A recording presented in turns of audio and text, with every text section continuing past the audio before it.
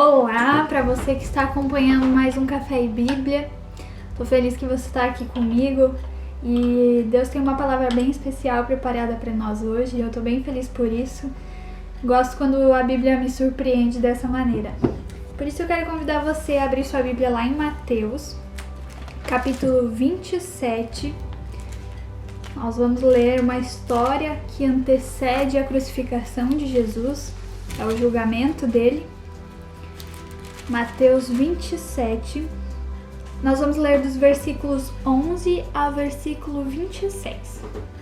Eu passo a leitura então.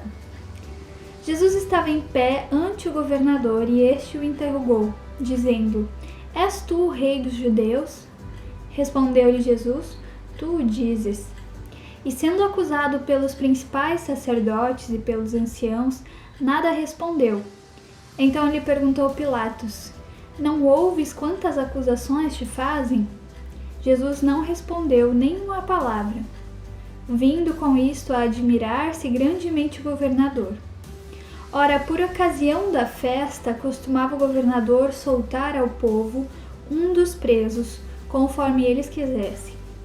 Naquela ocasião tinham eles um preso muito conhecido chamado Barrabás. Estando, pois, o povo reunido, perguntou-lhes Pilatos: A quem quereis que eu vos solte? A Barrabás ou a Jesus chamado Cristo? Porque sabia que por inveja o tinham entregado. E estando ele no tribunal, sua mulher mandou dizer-lhe: Não te envolvas com esse justo, porque hoje em sonho muito sofri por seu respeito. Mas os principais sacerdotes e os anciãos persuadiram o povo a que pedisse Barrabás e fizesse morrer Jesus. De novo, perguntou-lhes o governador: Qual dos dois quereis que eu vos solte? Responderam eles: Barrabás. Replicou-lhes Pilatos: Que farei então de Jesus chamado Cristo? Seja crucificado, responderam todos. Que mal fez ele? Perguntou Pilatos, porém cada vez clamavam mais: Seja crucificado. Vendo Pilatos que nada conseguia, antes, pelo contrário, aumentava o tumulto, mandando vir água, lavou as suas mãos perante o povo, dizendo: Estou inocente do sangue desse justo. Fique o caso convosco. E o povo todo respondeu: Caia sobre nós o seu sangue e sobre nossos filhos. Então Pilatos lhe soltou Barrabás e, após haver açoitado a Jesus, entregou-o para ser crucificado. Eu quero convidar você a pausar este vídeo e fazer uma oração, pedindo que Deus possa enviar o seu Espírito Santo para tocar o seu coração, para mostrar para você o que essa palavra pode nos ensinar. Eu posso falar muitas coisas bonitas e muitas coisas que você vai achar muito legal, mas essa palavra ela só vai fazer sentido para você se o Espírito Santo tocar o seu coração através dela.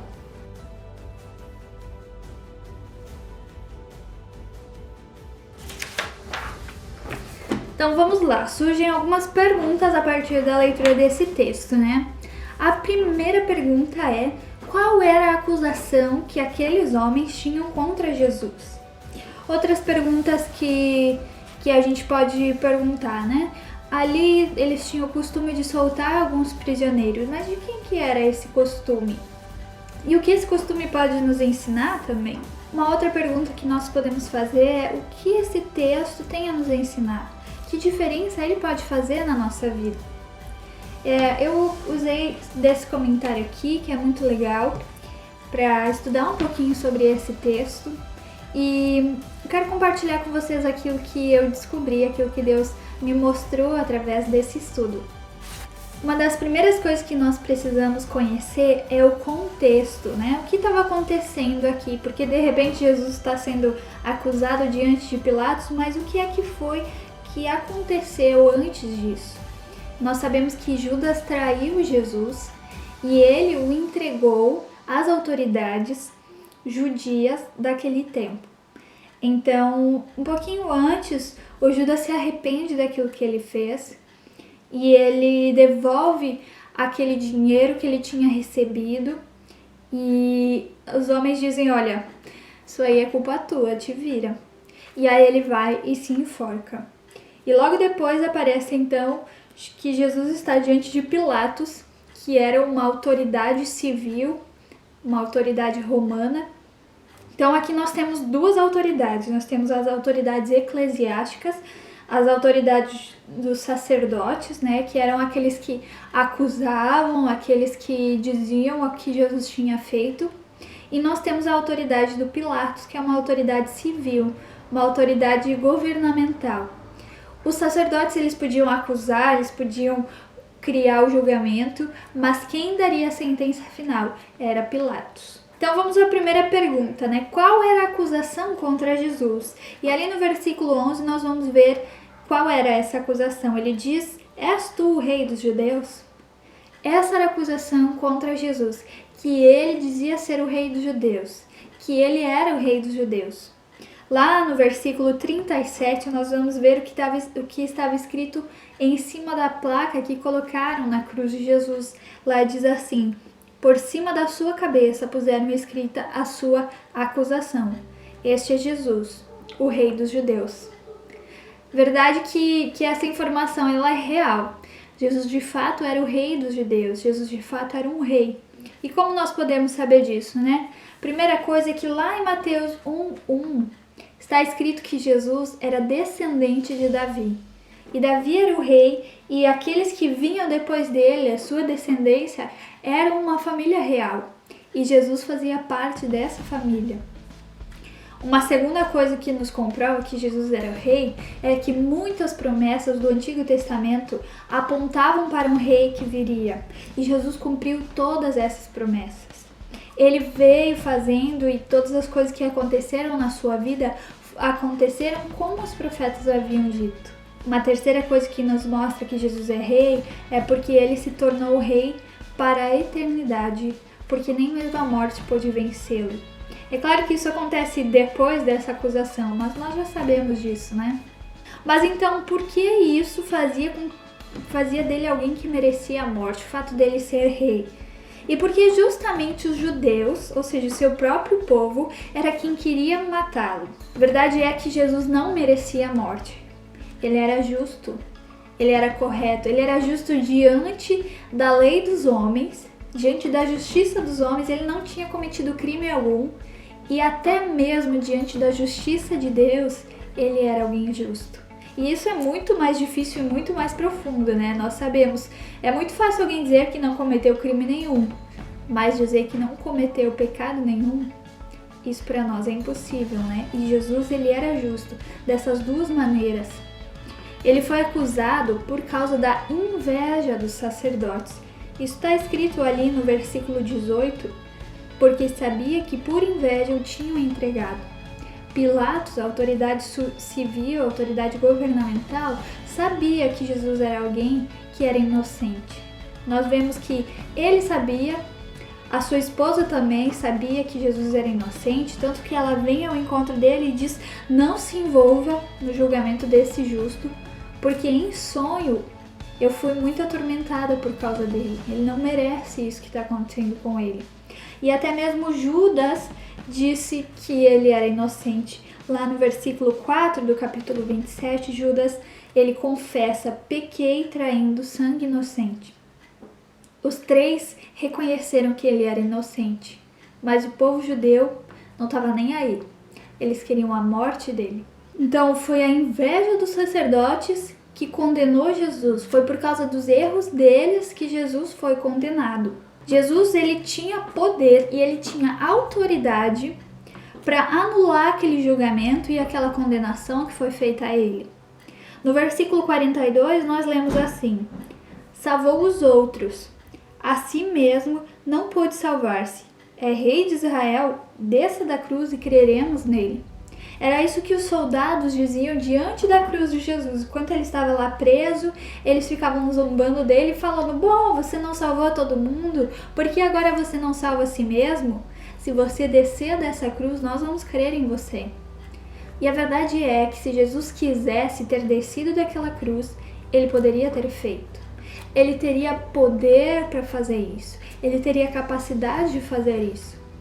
E, como os homens falaram, eles até creriam nele. Eles o glorificariam, né? Jesus ia se tornar muito conhecido, ele seria honrado naquele tempo. Talvez até nós viéssemos a ouvir sobre ele, sobre um homem que desceu da cruz e que foi muito honrado. Mas a verdade é que se Jesus tivesse descido daquela cruz, ele não teria nada além disso para oferecer àqueles homens. O fato deles crerem em Jesus não significaria nada. Seria como crer em um homem qualquer. Jesus, ele seria lembrado e nós seríamos condenados, sem esperança. Se Jesus tivesse descido daquela cruz como era seu direito, então ele não poderia fazer nada por nós no meio dessa situação que nós estamos vivendo agora. Ele não teria motivos de esperança para nós. Ele não seria alguém tão importante assim. Verdade é que mesmo sem ter descido da cruz e se tornando um rei eterno e salvador do mundo, muitos pregam sobre ele como se ele não tivesse feito tão grande coisa. Pregam sobre ele como um exemplo a ser seguido, como um bom homem que viveu uma vida legal e que nós podemos aprender com ele. Mas Jesus foi muito mais fundo do que só um exemplo bonito de vida. Jesus não é só um homem que viveu de uma maneira que deve ser copiada porque isso vai nos fazer bem. Jesus se tornou um rei eterno porque ele foi mais fundo do que qualquer um de nós. Você já pensou nisso? Jesus chegou a ser morto. Nenhum de nós chegou tão baixo ainda, né? Nenhum de nós foi morto. Nós ainda estamos vivos, mas Jesus foi mais fundo do que qualquer um de nós. E ele venceu o nosso maior inimigo, que é a morte. Nenhum de nós seria capaz de ter essa vitória, mas Jesus foi. E ele venceu esse inimigo para compartilhar com a gente essa vitória. E é por isso que ele não se tornou um rei terreno que foi honrado, pode ser lembrado, mas muito mais do que isso, ele se tornou um rei eterno. Um rei que pode nos oferecer algo que não vai só até o fim da nossa morte, mas vai para muito além. Uma salvação que vai muito além, uma libertação, uma vitória sobre a morte. É isso que Jesus nos oferece. Se nós ouvimos falar sobre Jesus como alguém que foi bem legal, como uma pessoa qualquer, então essa mensagem ela não está completa. Ela está falando muito pouco sobre quem Jesus de fato é e aquilo que ele realmente fez. Sobre esse costume de soltar um preso na época da Páscoa, né? Ali no versículo 15 diz: ora, por ocasião da festa, costumava o governador soltar ao povo um dos presos conforme eles quisessem. Bom, aqui nós podemos pensar, esse era um costume do governador de fazer isso, era um costume dos romanos, então. Mas se nós vemos lá nos outros evangelhos, Mateus e Marcos dizem que é um costume de Pilatos. Lucas não fala nada sobre isso e João diz que o costume é dos judeus. Então, de quem será que seria esse costume? Fui dar uma pesquisada e o que eu encontrei foi que nem na Bíblia diz que isso poderia ser um costume dos judeus e nem nos fatos históricos que isso fosse um costume romano. Então, uma das hipóteses mais plausíveis para responder essa nossa pergunta é que provavelmente Pilatos tenha desenvolvido, criado esse costume para poder ter ali um ganho, para poder ter as lideranças judias do seu lado. Porque olha só, os judeus eles manipulavam a massa para escolher o preso que seria condenado. Isso favorecia muito esses líderes porque se alguém estava incomodando eles poderiam se livrar dessa pessoa. Então Pilatos tinha as lideranças do seu lado e as lideranças tinham aquilo que precisavam, né? Podiam matar dessa maneira aqueles que estavam incomodando a eles. Essa é uma hipótese, mas ela faz muito sentido, então eu vou considerar ela como a nossa hipótese aqui. Nós sabemos que Jesus não tinha cometido crime nenhum e Barrabás era um criminoso muito conhecido. Provavelmente ele fazia coisas muito erradas e as pessoas sabiam aquilo que ele fazia. O justo seria que Jesus fosse liberto e que Barrabás fosse condenado. Contudo, não é isso que acontece, né? A gente vê que o Barrabás é solto ele recebe a chance de continuar vivo, e Jesus, que era inocente, mesmo diante da lei dos homens quanto da lei de Deus, ele é morto no lugar de Barrabás. O justo seria condenado. Isso já foi previsto pelos profetas há muito tempo atrás. Um justo seria morto. Um servo sofreria. Jesus não só tomou o lugar de Barrabás diante da lei dos homens, ele foi mais fundo do que isso. Jesus tomou o lugar de cada pecador diante da justiça de Deus. Verdade é que Barrabás ganhou vida, ele ganhou uma nova chance de continuar vivendo da forma que ele queria, porque Jesus tomou o lugar que era dele. Era justo que Barrabás morresse, ele merecia isso. Mas Jesus foi no seu lugar. Sabe, esse tribunal, esse julgamento, ele é só uma representação de algo muito mais profundo que estava acontecendo ali. Porque o que Jesus fez foi muito maior do que os olhos daqueles homens puderam ver. Jesus oferece para todo ser humano que crê nele uma nova chance de vida. Uma nova chance de vida para a eternidade. Uma nova vida apesar da morte. E uma vida diferente, uma vida transformada através de Jesus. Essa atitude de tomar o lugar de um injusto, ela nos lembra aquilo que acontecia lá no Antigo Testamento, aquilo que os sacerdotes faziam naquele tempo, que era uma ordem de Deus. Por causa do pecado do povo, eles matavam um cordeiro, eles matavam um sacrifício, ofereciam um sacrifício, para que o povo, para que aqueles homens pudessem continuar pertencendo àquele povo e pudessem continuar com vida. Porque nós vemos que o preço do pecado é a morte. Romanos nos fala sobre isso. O próprio Deus já tinha dito lá no Éden que se eles desobedecessem a sua ordem, eles morreriam. Então essa é uma lei estabelecida de que o preço por uma injustiça é a morte. Assim como Barrabás, naquela época, merecia a morte. Nós também merecemos a morte por causa do nosso pecado. O povo de Israel merecia a morte por causa do pecado deles. Mas Deus criou um meio de redimir, de resgatar o seu povo.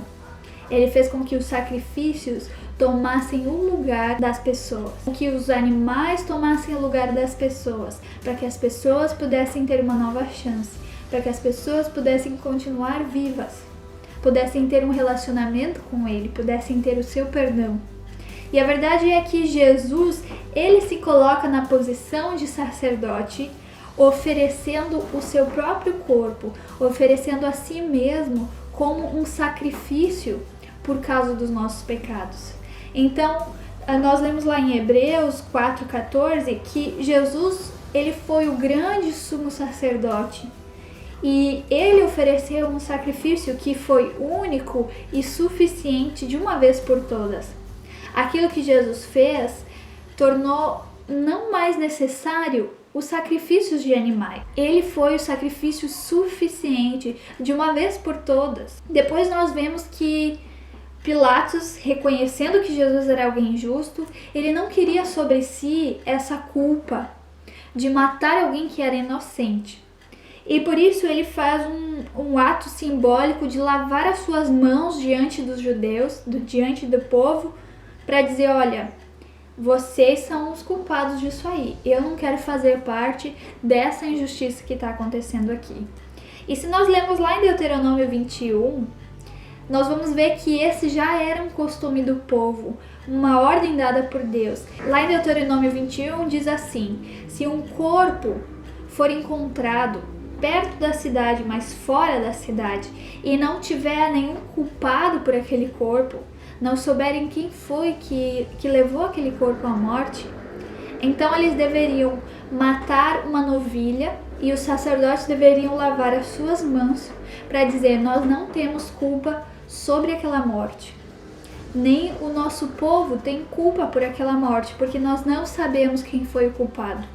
Nós não sabemos quem deveria ser punido por aquilo. Então lavamos as nossas mãos para isentar da culpa qualquer um de nós. E foi remontando a essa ação que Pilatos lavou as suas mãos diante do povo, dizendo: olha, a culpa não está comigo, eu lavo minhas mãos diante disso. E aí é muito interessante que o povo declara muito rapidamente, né? Caia sobre nós o seu sangue e sobre nossos filhos. Eles estavam tão certos de que Jesus merecia aquela morte que eles disseram: bom, se isso for algo injusto, que isso caia sobre nós. Mas o que eles não sabiam é que de fato estavam sendo injustos e estavam matando não um homem qualquer, mas o próprio Deus. Ainda hoje, aquele sangue que foi derramado na cruz por Jesus Cristo, ele pode trazer culpa e condenação sobre aqueles que não creem nele, sobre aqueles que não o recebem. O sangue derramado por Jesus é chance de salvação e de reconciliação com Deus. Mas aqueles que rejeitam essa graça, sobre eles cairá a culpa dos seus próprios pecados. Sabe, você acabou de ouvir sobre essa história, você acabou de ouvir sobre aquilo que Jesus fez por nós. E a pergunta que fica para você e para mim é: eu vou lavar as minhas mãos diante disso e fazer de conta que não tem nada a ver comigo? Ou eu vou lavar o meu coração nesse sangue e receber aquilo que ele me oferece? A liberdade, a salvação que ele me oferece. Então agora vamos relembrar um pouquinho sobre o que nós aprendemos com esse texto e aplicar isso também na nossa vida. Primeira coisa que nós vimos é que Jesus, ele se tornou um rei que não é só um rei terrestre, mas um rei eterno. E que ele também foi o sacerdote perfeito que entregou a si mesmo como um sacrifício único e suficiente. Então, a primeira coisa, Jesus é um rei eterno. Aqueles que o recebem como seu rei, eles passam a fazer parte do reino de Deus. E nesse reino, quem dá a última palavra é o rei. Quem sabe a melhor decisão a se tomar é o rei. Quem sabe aquilo que é correto a fazer é o rei. Por isso, nós precisamos estar atentos à voz do nosso rei, para poder obedecê-lo, para poder honrá-lo como rei que ele é. Sabe, porque ele é nosso rei, agora a nossa vida serve a esse rei. E eu pergunto para ti, a tua vida tem mostrado quem é esse rei diante do mundo? Outra coisa que aprendemos é que Jesus é um sacrifício único e suficiente. Muitas vezes nós temos a tentação ou a sensação de que nós precisamos fazer algo para completar aquilo que Jesus fez por nós. Como se precisássemos obedecê-lo, precisássemos fazer coisas boas para completar o que Jesus nos ofereceu. Mas a Bíblia nos diz que Jesus foi o sacrifício único e suficiente. Não precisamos fazer mais nada para completar esse sacrifício que Jesus fez por nós. E aí você pode se perguntar, né? Bom, mas então por que é que eu preciso obedecer a Deus? Em João 14:15, Jesus diz assim: se você me ama, então você vai guardar os meus mandamentos. Essa é a motivação correta para obedecer a Deus, o amor. É porque nós o amamos que nós vamos obedecer a Ele. É porque nós amamos esse Rei eterno que nós vamos servi-lo com a nossa vida. Essa é a motivação correta. Desejo que Deus possa ter falado ao teu coração através dessa palavra e que Ele nos ajude a colocar em prática, a viver sabendo que Ele é o nosso Rei eterno, que Ele merece que nós o sirvamos, que nós o obedeçamos porque nós o amamos.